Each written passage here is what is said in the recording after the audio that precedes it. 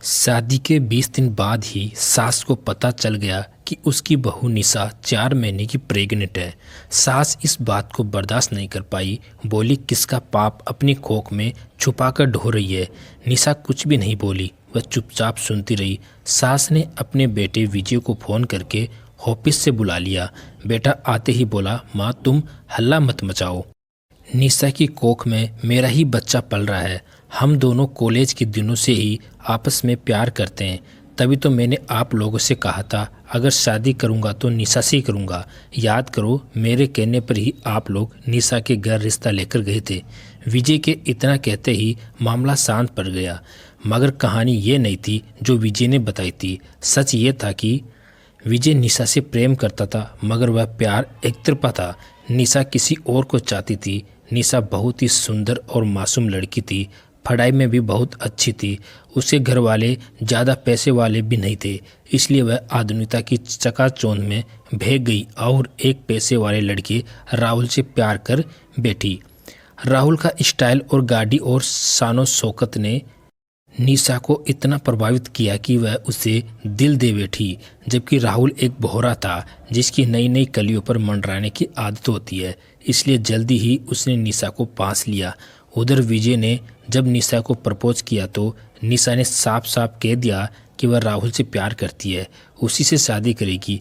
विजय निशा से सच्चा प्यार करता था। वह बोला कि तुम किसी और को चाहती हो ये मेरा दुर्भाग्य है, मगर ज़िंदगी में कभी भी मेरी ज़रूरत महसूस हो तो याद कर लेना, हर परिस्थिति में तुम्हारा साथ दूंगा। उस दिन के बाद विजय ने निशा से कोई बात नहीं की। उधर निशा तो आकाश में उड़ रही थी। कॉलेज का सबसे अमीर लड़का उसका प्रेमी था, वह निशा की हर फरमाइश से पूरी करता था। फिर भी निशा सावधान थी, उसने अभी तक राहुल को अपना शरीर नहीं सौंपा था। यही कारण था कि उनका ये अफेयर लंबा चल रहा था, वरना राहुल उसको कब का मसल कर फेंक चुका होता। फिर कॉलेज ख़त्म हो गया तो विजय अपनी दुनिया में बिजी हो गया, मगर वह निशा को भुला नहीं पाया था। उधर बाहुता के किसी भी पल में निशा बह गई। उसके और राहुल के रिश्ते ने मर्यादा को पार कर लिया। राहुल ने निशा को पाते ही दूरियां बनानी शुरू कर दी। फिर एक दिन वह विदेश चला गया और निशा से सारे संबंध तोड़ लिए। इस बात से निशा को बहुत बड़ा सदमा लगा। अभी वह सदमा झेल ही रही थी कि उस पर एक आफत और आ पड़ी, जब उसे पता चला कि वह 3 महीने की प्रेग्नेंट है। वह राहुल को बताना चाहती थी, मगर राहुल ने उसे हर जगह से ब्लॉक कर दिया था। अब निशा के लिए बहुत मुश्किल वक्त आ गया था। उसका जीवन अंधकार में हो चुका था, आशा की कोई किरण नहीं दिखाई दे रही थी। तब उसे विजय की याद आई और उसने आखिरी प्रयास करने के इरादे से विजय से संपर्क किया और उसने कहा, जिंदगी के ऐसे 2 राहें पर खड़ी हूँ जहाँ मेरे लिए कुछ भी नहीं बचा है। राहुल मुझे धोखा देकर जा चुका है और उसका बच्चा मेरी कोख में पल रहा है। जानती हूँ मैं तुम्हारे काबिल नहीं हूँ, अपवित्र हो चुकी हूँ, फिर भी अगर तुम साथ दो तो मैं आगे जीवन जीने के बारे में सोच सकती हूँ, वरना अब इस दुनिया में मेरे लिए कुछ भी नहीं बचा है। विजय ने कहा, मैंने तुम्हारे शरीर से प्यार नहीं किया था, मेरा प्यार सच्चा है, मैं तुम्हें हृदय से चाहता हूँ।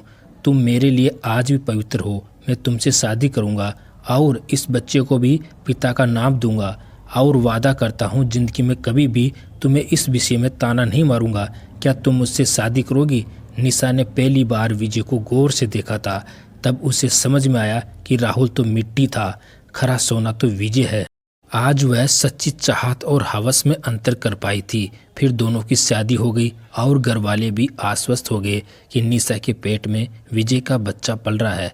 कुछ महीनों बाद निशा ने एक प्यारी सी गुड़िया को जन्म दिया। उस गुड़िया को इस दुनिया में लाने का श्रेय विजय को ही है। अगर वह साथ नहीं देता तो न निशा बचती और न गुड़िया इस दुनिया में आ पाती। याद रखे, प्रेम का मतलब सिर्फ पाना नहीं होता है, प्रेम का मतलब निभाना होता है। मगर लड़कियों से बस इतना ही कहना है, भरोसा सोच समझ कर करे, क्योंकि हर किसी की ज़िंदगी में राहुल तो बहुत मिल जाएंगे, मगर विजय जैसा मिलना बहुत मुश्किल है। तो दोस्तों, कहानी कैसी लगी कमेंट करके ज़रूर बताइएगा। कहानी पसंद आए तो एक लाइक ज़रूर करिएगा। धन्यवाद।